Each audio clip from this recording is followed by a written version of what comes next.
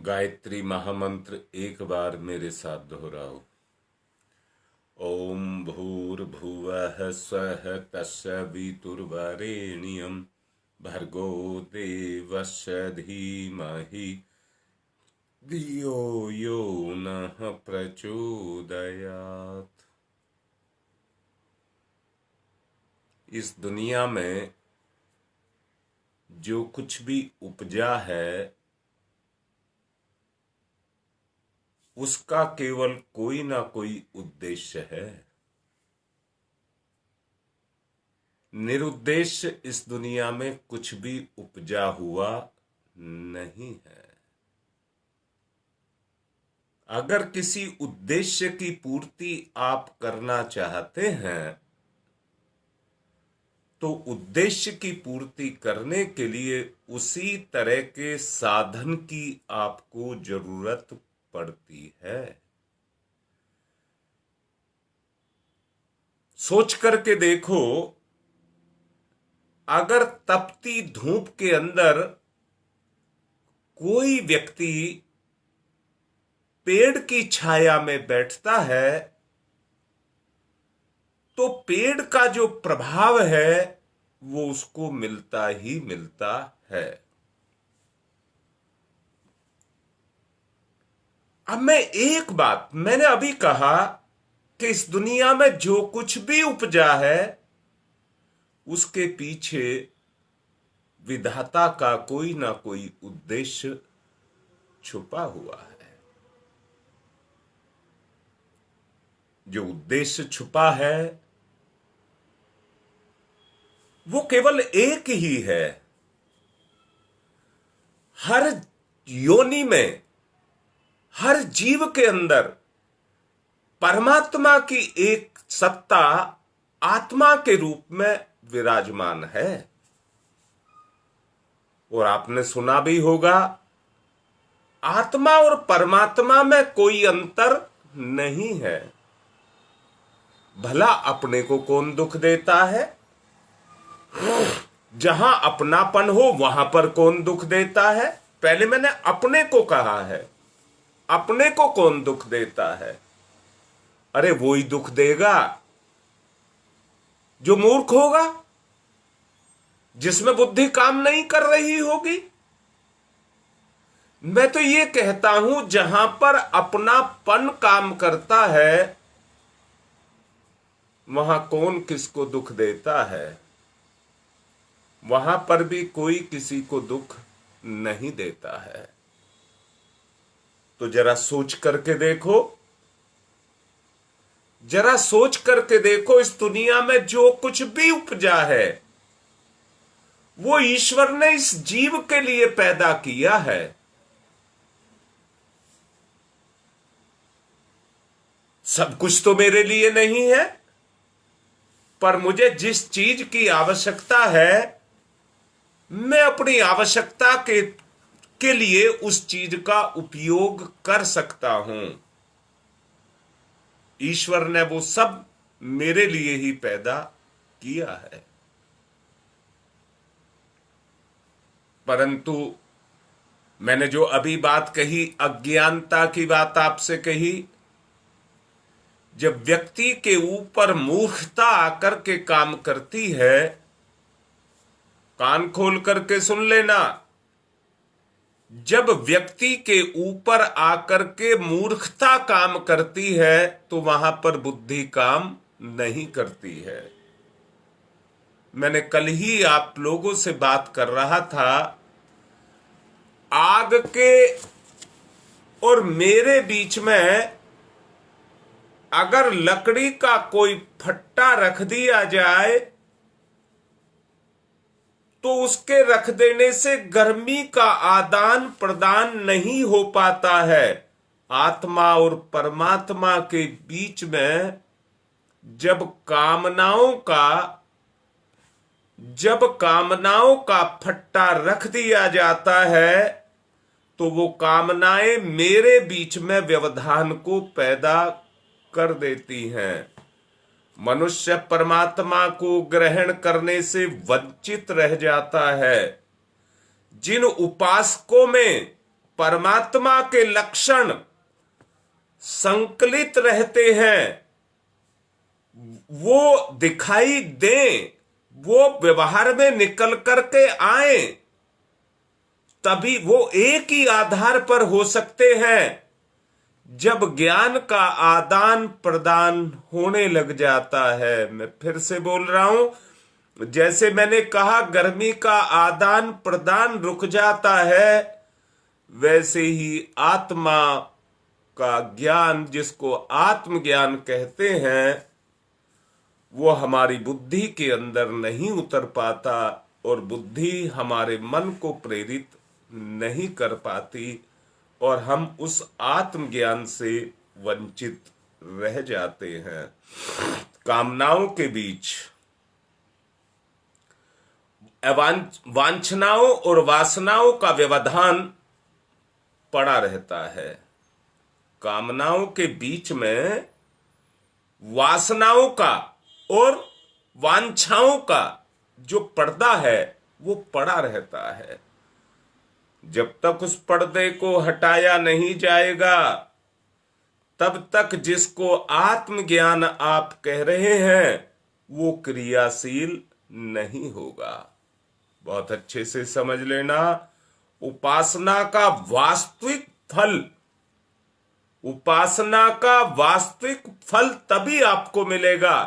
कैसे मिलेगा? जैसा मैंने अभी कहा, किसी पेड़ की छाया के नीचे जाकर के अगर कोई व्यक्ति बैठेगा तो पेड़ का जो अपना प्रभाव है, जो उसके अंदर से निकल रहा है, वो और उसकी छाया उसके ऊपर पड़ेगी और पड़ेगी तो निश्चित रूप से उसका लाभ उसको मिलेगा ही मिलेगा, कोई रोक नहीं सकता।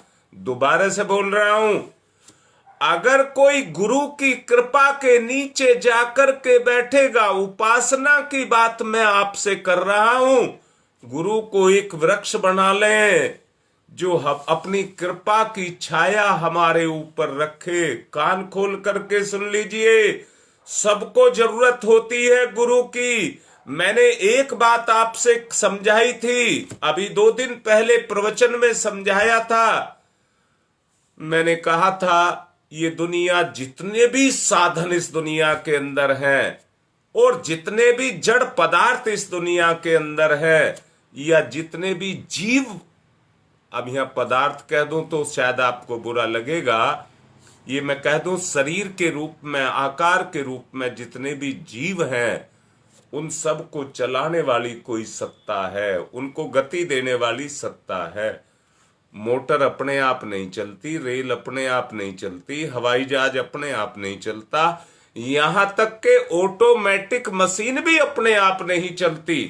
कोई तो उसका बटन दबाने वाला चाहिए, अरे कोई तो उसका संचालन करने वाला चाहिए, कोई तो उसको रॉ मटेरियल देगा, उसको कोई ना कोई तो चाहिए। ऐसे ही मैं भी आपको ये कह रहा हूं, गुरु कृपा के बगैर जीवन की गति नहीं होती।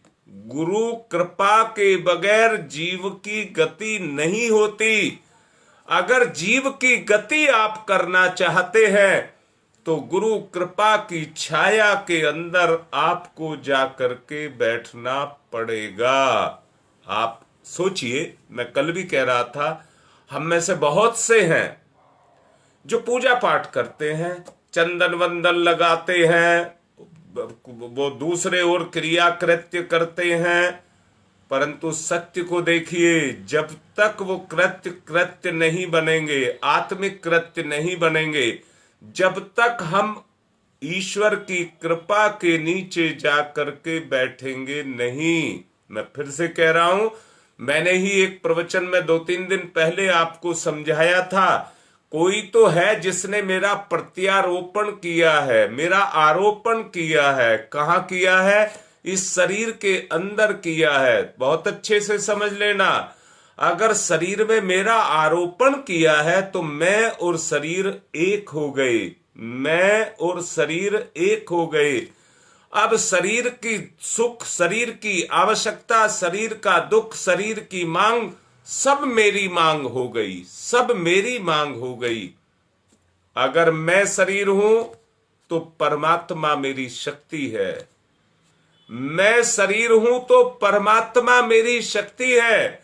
वो मेरा संचालक है, वो मेरा नियामक है, वो मेरा अधिष्ठाता है, वो मेरा परमात्मा है। यही मेरा समर्पण है। जैसे शरीर और मैं एक हो गए, ऐसे ही मैं शरीर जड़ नहीं, मैं चैतन्य हूं और उस चैतन्य का अंश हूं। इसलिए मेरी गति उसी की चेतना से होगी। मैं उसकी चेतना के साथ जाकर के जुड़ जाऊं। जिस तरह से गर्मी के दिनों में शीतल छाया को पाकर के कौन ठंडक महसूस नहीं करता, कौन ठंडक महसूस नहीं करता, वो सबको होती है। इसलिए मैं ये कहता हूं, गुरु की कृपा की छाया में बैठ करके कौन अपना उद्धार नहीं करता। निवेदन पूर्वक कह रहा हूं, आडंबरों को अपनाने से व्यक्ति का उद्धार नहीं होगा। अगर व्यक्ति का उद्धार होगा, मैं बार बार कहूंगा कि जब तक वास्तविकता पर आप नहीं आएंगे। अच्छा, क्यों नहीं आते, ये भी मैं क्लियर कर रहा हूं आपको। समझिए क्यों नहीं आते। अनेक बार लोग ये कह उठते हैं कि हमारा व्यक्तिगत अनुभव है कि उपासना करने वाले लोग विपन्न स्थिति में रहते हैं, दुखी रहते हैं। अब मैं आपसे पूछ रहा हूं, सोच समझ करके सोच लेना और जवाब अपने आप दे लेना। कोई संसार का सच्चा उपासक इस विपरीत कथन से सहमत नहीं हो सकता। उपासना का परिणाम तो संतोष, शांति, प्रफुल्लता, आशा, विश्वास और आनंद को देने वाला है। अगर नहीं है तो मैं आप पर सवाल दाग रहा हूं। मुझे बताइए कि अगर ये चीज, ये गुण, ये आत्मीय गुण अगर मुझे मिलेंगे तो कहां से मिलेंगे? अरे व्याभिचार से मिलेंगे, अरे वासना से मिलेंगे, अरे लोभ मोह काम क्रोध से मिलेंगे। क्या ये उनसे मुझको मिलेंगे? तोल करके आपको देखना है, तोल करके आपको देखना है। गति भी आपको स्वयं करनी है। सहारा अपनी शक्ति के रूप में गुरु का ले सकते हैं, परंतु करना सब कुछ आपको पड़ेगा। उस सोच का आदान प्रदान की बात मैं कर रहा हूं। जब तक गुरु की कृपा के नीचे जाकर के हम बैठेंगे नहीं तो गुरु का प्रभाव हमें कैसे मिलेगा? गुरु का प्रभाव हमें कैसे मिलेगा? उस प्रभाव के साथ हम कैसे जाकर के जुड़ेंगे? मैं जुड़ने की बात आपसे कर रहा हूं। उपासना इसी को ही कहते हैं जो हमें जोड़ दे। जो जितने व्यवधान हैं, बीच में जो पर्दे हैं, रुकावट है, वो सब जिनको हटा दे, उसी को उपासना कहते हैं। याद रखना, मनुष्य वृक्ष की घनी छाया की बात जो मैंने अभी आपसे कही थी, उसके सब लाभों को तभी ले पाएगा जब उसके नीचे जाकर के बैठ जाएगा। उपासना परमात्मा के निकट रहने की स्थिति को कहते हैं। परमात्मा के निकट रहने की स्थिति को कहते हैं। परंतु सच को भी देख लीजिए पहचान करके। लोभी किसके निकट रहता है? भोगी किसके निकट रहता है? कामी किसके निकट रहता है? व्यसनी किसके निकट रहता है? नशा करने वाला किसके निकट रहता है? व्याभिचारी कहां पर रहता है? जरा तोल करके देख लीजिए। जब आप इन बातों को तोल करके देखेंगे तो आपको एक ही बात पता लगेगा, जिसके अंदर जिस गुण की प्रधानता है, अगर परमात्मा, चेतना, आत्मा के गुण की आप में प्रधानता है कि मैं परमात्मा का अंश हूं, मैं परमात्मा का अंश हूं, परमात्मा मेरे अंदर विराजमान है, परमात्मा का संबंध मुझसे जुड़ा हुआ है, उसी के कारण मेरा संचालन हो रहा है, मेरी गति उसी से हो रही है। अगर ये बात आकर के आपके अंदर विराजमान होती है।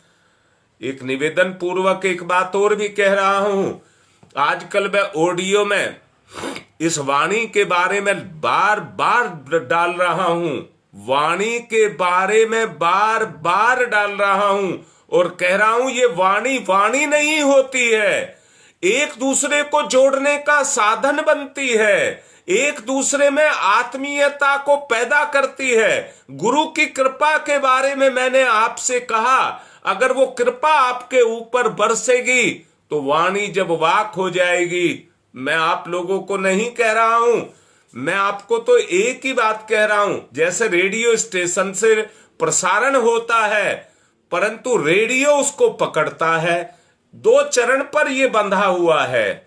गुरु से जो प्रसारण होता है वो वाणी से होता है, पर इस वाणी का एक भाव प्रभाव से जुड़ा रहता है, वाणी का एक भाग प्रभाव से जुड़ा रहता है। वो प्रभाव जो अंतःकरण से ये वाणी जिसको निकाल करके लेकर के आती है उसी को वाक कहते हैं, उसी को सरस्वती कहते हैं। जब वो अंदर से उस शक्ति को निकाल करके लेकर के आती है तो जिसके ऊपर जाकर के पड़ती है उसके जीवन को धन्य करती हुई चली जाती है। अर्थात मैं क्या कहना चाहता हूं, ये वाणी वाक के स्तर की बन जाए, वो मैं ऑडियो में समझा रहा हूं, उस विषय को यहां नहीं बोलूंगा। मैं केवल इतना बोल रहा हूं कि ये वाक स्तर की बन जाए, वाक स्तर की बन जाए और आप में संग्रहण की क्षमता पैदा हो जाए, संग्रहण की क्षमता पैदा हो जाए। तो आप एक बात को समझ लेना, मैं किसको कहना चाहता हूं, प्रेम, करुणा, आत्मीयता, आनंद, ये पावन धाराएं हैं या नहीं है। अब मैं फिर से कह रहा हूं, ये निरंतर बहती रहती हैं कि नहीं बहती रहती हैं। ये धाराएं निरंतर गति करती रहती हैं, प्रवाहमान रहती हैं। इन अमर तत्वों से ही संसार के समस्त प्राणी, इस अमर तत्वों से ही संसार के समस्त प्राणी अपनी गतियों को कर रहे हैं। पेड़ पौधों का पालन पोषण होता है, जरा कर जो करता है उससे देखिए ना उसकी आंतरिक स्थिति को। जिसने एक पौधा लगाया है उसका उस पौधे के साथ लगाव बनता है कि नहीं बनता है। जिसने पौधा लगाया है वही उसकी सुरक्षा करता है, वही उसको खाद पानी देता है। दोबारा से बोलूंगा, जो माँ बाप बच्चे को पैदा करते हैं उस बच्चे का पालन पोषण भी वही माँ बाप करते हैं, वही माँ बाप करते हैं। कैसे करते हैं? अपनी शक्ति देते हैं, अपने गुण देते हैं, अपना धन देते हैं, अपनी दौलत देते हैं। उनके पीछे कोई उद्देश्य नहीं होता है, मेरा बेटा बड़ा होगा तो मुझे पैसा कमा करके देगा, मैं उसके पैसे की कमाई को खा करके उससे मौज मस्ती करूंगा। ऐसा कोई माँ बाप नहीं सोचता है, ऐसा कोई माँ बाप नहीं सोचता है। बस एक ही बात सोचता है। क्या बात सोचता है? मेरा बच्चा बड़ा होगा, मेरी जिम्मेदारियों को संभालेगा, जो खानदान की परिवार की जिम्मेदारियां मेरे ऊपर हैं वो मेरी पूरी होंगी और मेरे बेटे की शुरू हो जाएंगी। मेरा बेटा बाखूबी उन जिम्मेदारियों को निभाएगा और निभाएगा, इस कुल को आगे बढ़ाएगा, इस कुल को आगे बढ़ाएगा। कोई माता पिता उससे कुछ नहीं चाहता। ऐसे ही परमात्मा भी यही चाहता है कि मेरा जीव मेरी दुनिया को उजाड़े ना, मेरी दुनिया को आगे बढ़ाए। ये जब तक मैं लगाव की बात, जुड़ाव की बात आपसे कर रहा हूं, मैं एक बात, अभी कल मेरे पास एक बच्चा आया था, वो मेरे से बात कर रहा था, उसने मुझे परिचय कराया कि ये मेरी पत्नी है। वो बच्चा मेरे साथ जुड़ा था, मेरे साथ जुड़ा था। उसने कहा ये मेरी पत्नी है। तो किसने बताया मुझे ये मेरी पत्नी है? वो बच्चा जुड़ा था, उसने मुझे बताया ये मेरी पत्नी है। तो उस बच्चे के माध्यम से ये पता लगने के बाद ये इसकी पत्नी है, तो उससे भी जुड़ाव पैदा हो गया, उससे भी लगाव पैदा हो गया, लगाव पैदा हो। ये जुड़ाव है, लगाव है। जब जुड़ता जाता है, तो मैं कौन सा कह रहा हूं, रिश्ते जुड़ते जाते हैं आदर्श के रूप में। आदर्श के रूप में जब रिश्ते जुड़ते जाते हैं तो पोषण की प्रक्रिया वहीं से शुरू हो जाती है। पोषण की प्रक्रिया वहीं से शुरू हो जाती है। मुझे भी किसी ने बताया था, परम पूज्य गुरुदेव ये हमारे भगवान हैं, ये हमारे भगवान हैं। वहां तक कोई पहुंचाने वाला मुझे भी था, परंतु पहुंचने के बाद उनसे जुड़े और जुड़ करके उनके पोषण को लिया और पोषण को लेकर के उनके जैसे गुण अपने जीवन में पैदा होते हुए चले गए, पैदा होते हुए चले गए। इसी को मैं गुरु की कृपा कह रहा हूं। माँ बाप की कृपा और गुरु की कृपा ही है जिसके तले जीव का पोषण होता है, वो अपने जीव का पोषण करते हैं। इसी कृपा को रोक लें तो सुंदर संसार नष्ट होते हुए देर नहीं लगेगी और आनंद कंद परमात्मा के संसर्ग में आकर कोई विपन्न दुखी रहे, या तो कहो ये अत्यंत आश्चर्य की बात होगी। क्या आश्चर्य की बात होगी? आनंद कंद परमात्मा की छाया के तले आकर के अगर कोई दुखी रह जाए तो ये संभव है ही नहीं, क्योंकि दुनिया जिस आधार पर टिकी है वो आधार कभी कमजोर नहीं हो सकता, क्योंकि उस आधार के अंदर जो शक्ति है वो परमात्मा की शक्ति है। परमात्मा निरंतर अपनी शक्ति को लिए हुए सबके ऊपर अपने प्रभाव को डाल रहा है। उपासना का परिणाम आत्म आनंद और आत्म संतोष है। उपासना करने से इन्हीं की उपलब्धि होगी। भौतिक विभूतियां और आर्थिक उपलब्धियां, उनके लिए पुरुषार्थ करना पड़ता है, परिश्रमी बनना पड़ता है, उसके बगैर ये चीजें नहीं मिलती। बताओ, धन दौलत किसी को पड़ी हुई मिलती है क्या? नहीं, उसके लिए उतनी मेहनत करनी पड़ती है, उतना कमाना पड़ता है, तब कहीं जाकर के वो हमको मिलती है।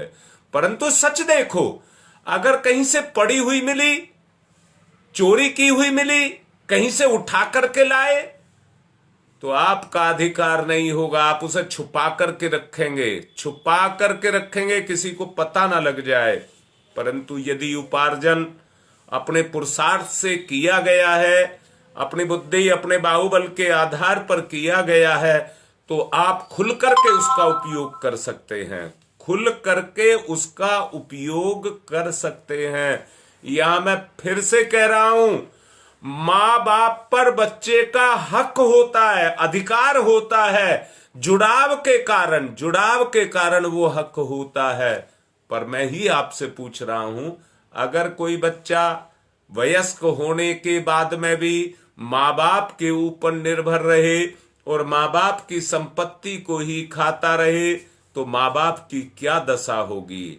माँ बाप की क्या दशा होगी? मैं फिर से कह रहा हूं, छोटे बच्चों को अपना बनाने के लिए माँ बाप कभी कभी प्रलोभन भी देते हैं। बेटा ये काम कर दे, टॉफी दूंगा, बेटा तू अब के फर्स्ट आ गया तो तुझे साइकिल दिलाऊंगा। उनको तरह तरह के प्रलोभन भी देते रहते हैं। काहे के लिए? कि ये आगे बढ़ जाए, अपने जीवन में आगे बढ़ जाए। वो उसको आगे बढ़ाने के लिए प्रलोभन भी देते रहते हैं। मैं यहां ये कहूंगा, परिश्रम और पुरुषार्थ निश्चित नियम के तहत जब किया जाता है तो उसके अपने परिणाम होते हैं। पर जब इनका उल्लंघन करेंगे तो कोई विपन्न रहना पड़ेगा। परमात्मा ने जब साधन शक्ति उपाय बुद्धि की व्यवस्था करके भौतिक उपलब्धियों का मार्ग आपके लिए प्रशस्त किया है, तो क्या कारण है कि लोग गलत रास्ते को अपना लेते हैं? गलत रास्ते को अपना लेते हैं, उसका कारण और कोई नहीं होता, एक ही कारण होता है, अज्ञानता। मैं यहां फिर से कहूंगा, उस अज्ञानता में बच्चा अपनी धरोहरों को खाता रहता है। अपनी उन्नति करने के बजाय जो कमाया पूर्व जन्म के कर्मों के परिणाम स्वरूप उसको मिला है, उस कर को बैठ करके खाने वाला बन जाता है। और अपनी उस भाग्य रूपी संपत्ति को खा करके अपने वास्तविक जीवन को वो अंत कर लेता है। भौतिक उपलब्धियों का मार्ग सबके सामने प्रशस्त है। लोग उपासना के पुरस्कार, धन दौलत और सुख सुविधा सभी चाहते हैं, पर अनधिकार चेष्टा जिसको स्वीकार नहीं किया जाना चाहिए और नहीं करना चाहिए, तो वो अगर करते हैं तो उसके परिणाम भी वैसे ही निकल करके आते हैं। उपासना करते हुए जो विभिन्न दुखों में दुखी रहते हैं, वो सच्चे उपासक नहीं कहे जाते। एक सीमा है।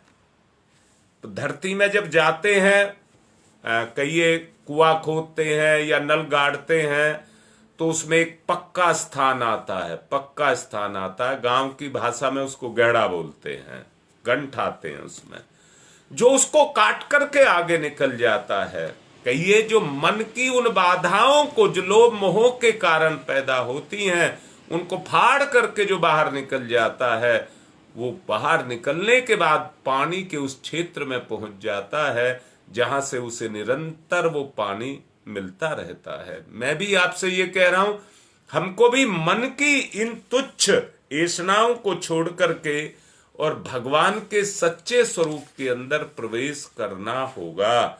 कोई बच्चा मंदिर की प्रार्थना में, मैं बताता हूं, वसुंधरा में जाता था रोज मंदिर में यज्ञ करने के लिए, तो वहां पर एक बच्चा रोज आता था। तो वहां के हमारे संगठन के कार्यकर्ता कहने लगे कि ये बच्चा बड़ा श्रद्धालु है, ये रोज यज्ञ में आता है, एक दिन भी नागा नहीं करता। मैंने कहा आज से प्रसाद बंद कर देना, आज से प्रसाद बंद कर देना। कसौटी पर कसा जाएगा तो पक्का निकलेगा, तभी खरा कहा जाएगा।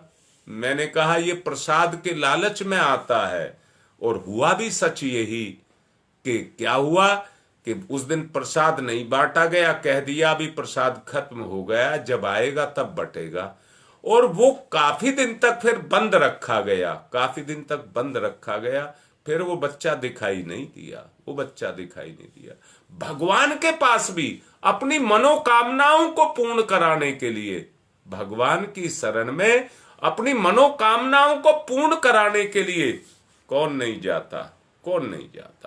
अब जरा बताओ, ऐसे व्यक्ति जो लालची लोग होते हैं, वो उपासना का आनंद प्राप्त कर सकते हैं क्या? परमात्मा के विधान में ये चीज है? परमात्मा के अनुशासन में, कर्म के अनुशासन में ये चीज है कि आदमी लालच करे और लालच करके उस परमात्मा आनंद को वो प्राप्त कर सके? जरा सोचने की आवश्यकता है। मैं यहां तो एक ही बात कहूंगा, जो भक्ति के रस में डूबे रहते हैं, वो उस रस का पेयपान करते हुए रहते हैं। वो रस उनको निरंतर मिलता हुआ चला जाता है। यहां मैं कहूंगा, जो भक्ति के रस में डूबे हुए, प्रभु को आत्मसमर्पण करने वाले उपासकों को मिलना चाहिए। प्रभु के चरणों में अपनी अंतरात्मा को निष्काम भाव से अर्पण करने वाले उपासकों को जो मिलता है, प्रभु चरणों में अपनी अंतरात्मा निष्काम भाव से अर्पण करने वाले भक्ति से भाव विभोर होते हुए देखे गए हैं। प्रसाद की मिठाई लेने के उद्देश्य से उपस्थित लोभी लोग, जो कभी अंतर होता है, वही अंतर सच्चे शब्दों में वंचक उपासक के रूप में होता है। इसलिए उनकी प्राप्ति अपनी अपनी भावना के स्तर पर उसी के अनुरूप होती है। उपासक के उसी फल को चाहता है जो उसके साथ नियत, और दूसरा कुछ चाहता है, वो उसके साथ वैसा नियत होकर के लग जाता है। जो जिस तरह के उपायों का प्रयोग करता है, वो उसी तरह के फलश्रुतियों को प्राप्त करता है।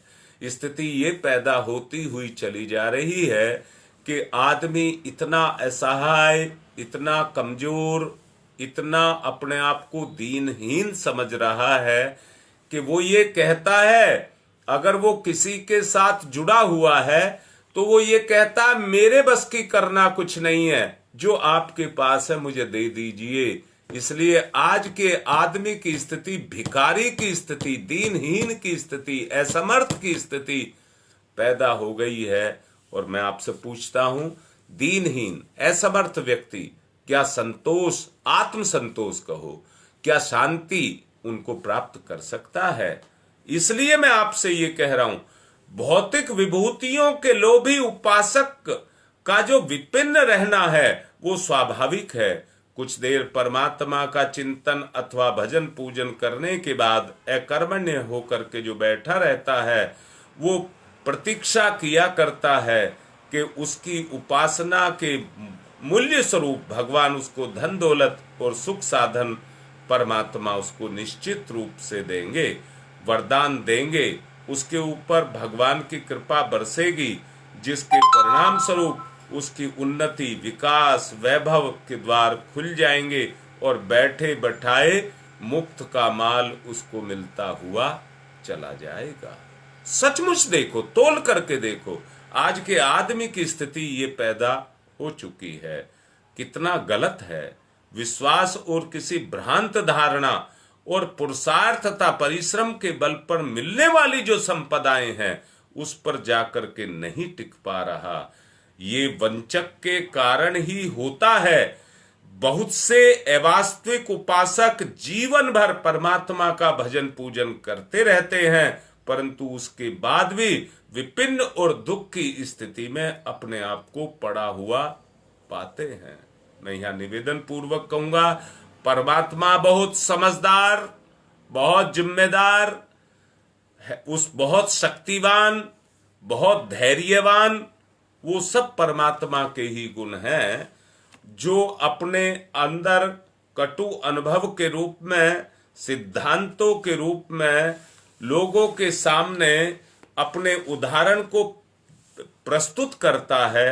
वो ही सच्चा उपासक कहलाता है। जो करके दिखाता है वो ही सच्चा उपासक कहलाता है और उसकी उपासना निश्चित रूप से सफल होती है। उपासना स्वार्थ से नहीं, प्रेम से ओतप्रोत होकर के की जानी चाहिए।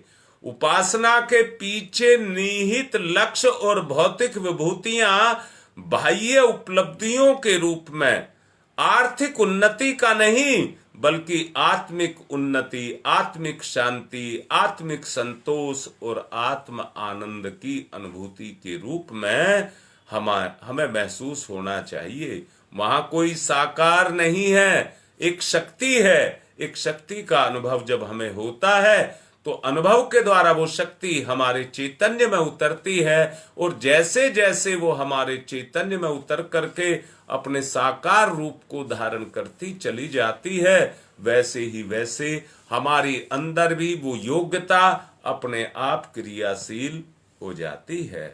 देखिए, भौतिक विभूतियां, बाह्य संतोष, आनंद, ये सब आत्मीय गुण नहीं है।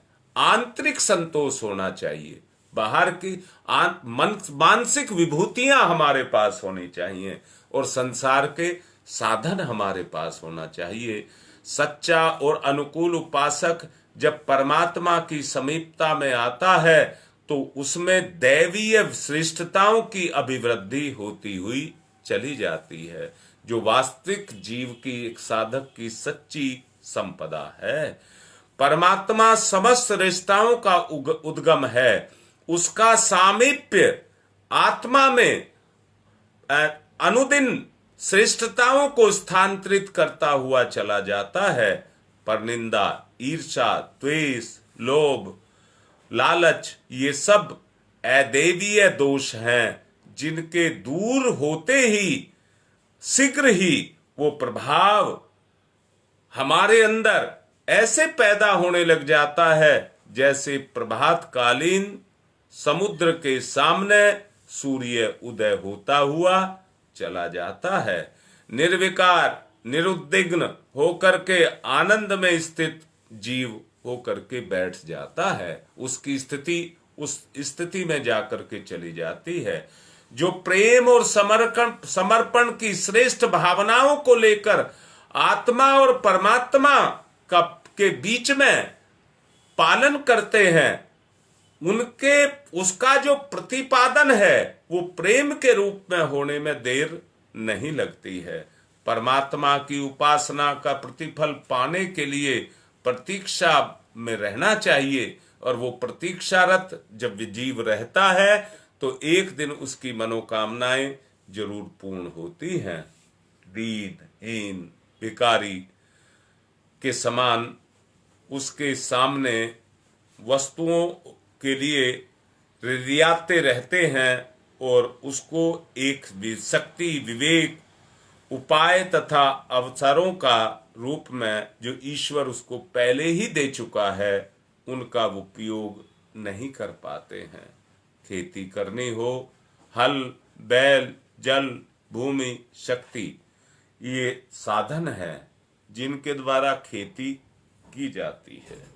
ये साधन जब प्रयोग में लाए जाते हैं तो इन साधनों के प्रयोग से वो शक्ति खेत के अंदर पैदा हो जाती है। ऐसी ही आशा आप सबसे भी की जा रही है कि आप भी अपनी जो मनोभूमि है उसको भगवान की खेती करने योग्य बनाएंगे। दुराशा, निराशा, अनिच्छा, अनधिकार, जो कुछ भी आप जीवन में गलत है उसको ना अपना करके हम उसको अपनाएंगे जो हमारे लिए ग्राह्य है। जो हमारे लिए ग्राह्य है हम उसको ही अपनाएंगे। जब हम उसको अपनाएंगे और उस पर चलेंगे तो सचमुच हमारा उद्धार होता हुआ चला जाएगा। भाई सच को पहचानो। परमात्मा की उपासना का प्रतिफल है या नहीं है, सच को पहचानो। अगर परमात्मा की उपासना का कोई प्रतिफल है तो वो उपासना के बगैर आपको नहीं मिलेगा, उपासना के बगैर नहीं मिलेगा। मैं फिर से कहूंगा, ईश्वर की संतान आप जरूर हैं, मैं इस बात से मना नहीं कर रहा। छोटे बच्चों को मिलता भी है, मैं इस बात के लिए भी मना नहीं कर रहा। परंतु क्या कभी आप अपने आप को मैच्योर नहीं बनाएंगे? क्या बैठ करके खाने की स्थिति में ही बैठे रहेंगे? क्या सदा लाचार बन करके ही रहते रहेंगे?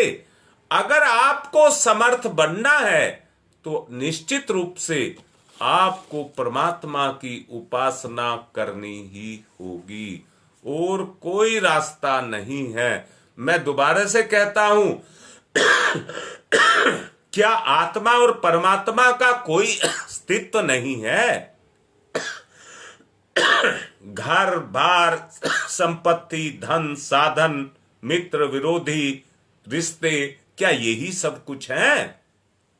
मैं इनके होने के लिए मना नहीं कर रहा। ये तो संसार को चलाने के साधन ईश्वर ने हमको दिए हैं, परंतु क्या इसमें परमात्मा नहीं है? जो ये संचालक है, आपको बेटा दिया है, आपको पति दिया है, आपको भाई दिया है, रिश्ते दिए हैं, क्या इनमें परमात्मा नहीं है? क्या ये परमात्मा की इच्छा से नहीं है? क्या ये सब कुछ आपकी इच्छा से ही हो रहा है? हम तो केवल एक इच्छा, धन दौलत मिल जाए, सुख मिल जाए, शांति मिल जाए, आराम मिल जाए, हम केवल इतने तक सीमित रह जाते हैं।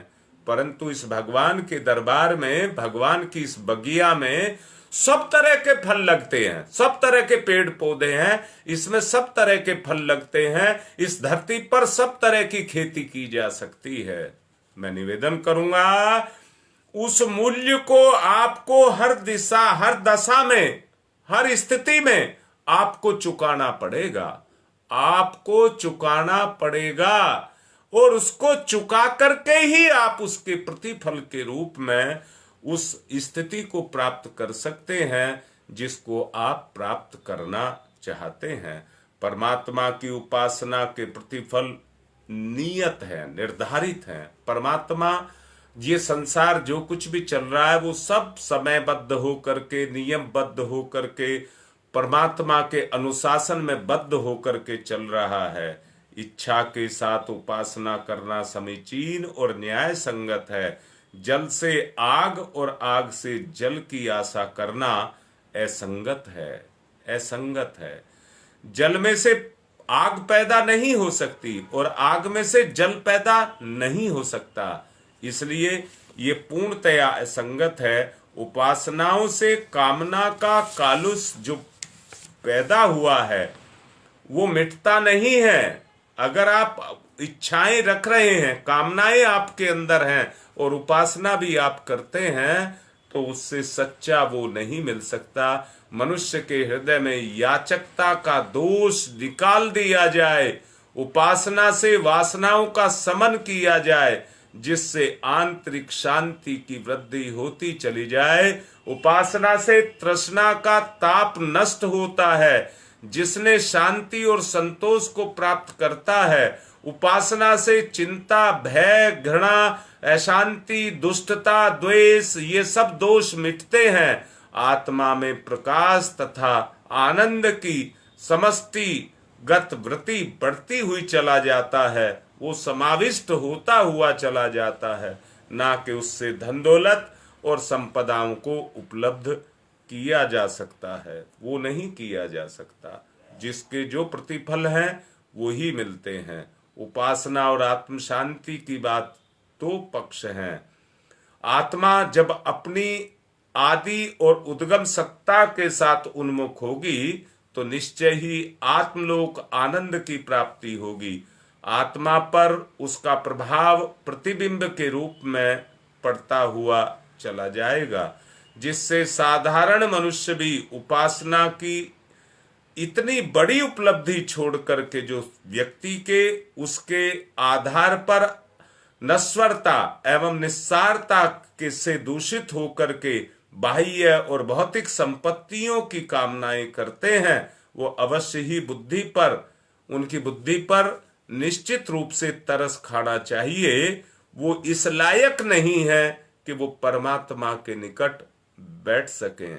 मैं निवेदन पूर्वक कहूंगा, अपनी ही बुद्धि को उस लायक हमको बनाना पड़ता है जिसमें हम परमात्मा के साथ आत्मीयता का संबंध जोड़ सकें। आज की बात को समय पूरा हो चुका है, संपन्न कर रहे हैं और निवेदन पूर्वक कह रहे हैं कि सोच करके देखो जो बोला गया है उसमें जो भी चिंतन मनन आपको करना है करें और अपने में सुधार को लाएं। ओम शांति ही शांति ही शांति।